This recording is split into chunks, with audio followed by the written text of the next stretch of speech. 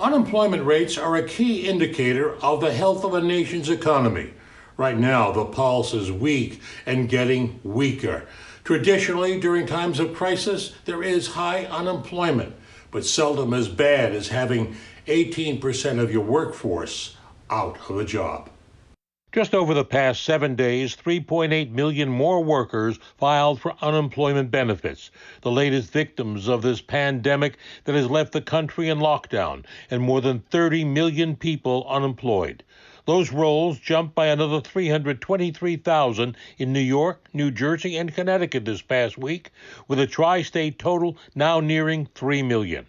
While many say the overloaded unemployment system has not yet processed their claims, Governor Cuomo is boasting the state has already written checks for $3.1 billion to 1.5 million recipients. If you look at our state's processing of checks, it's actually way ahead of what other states are doing. But Kalia Medeiros, who works as a nanny, hasn't received her check yet. She's among thousands of desperate freelance and self-employed workers whose claims the state admits have fallen to the back of the list. It's great for them to send out their own numbers, but as far as people who are still not receiving any aid, it's like you can pat yourself on the back, but we still don't have money for May rent. We still don't know how we're going to pay for food in the coming months. New Jersey, where 71,000 more workers filed for unemployment, is being castigated for its tardiness in processing claims and failure to yet accommodate the freelance and independent workers who can now apply for a pandemic unemployment assistance on the New Jersey Department of Labor website. With most businesses in our area still shut down, the economic outlook for the nation remains dismal going into the third quarter.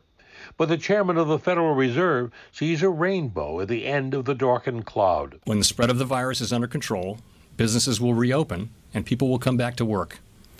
We will continue to use our tools to assure that the recovery, when it comes, will be as robust as possible. And President Trump, who hopes to still be in office next year, has a positive outlook. I think next year is going to be an incredible year for our economy. I think the fourth quarter is going to be really, really good.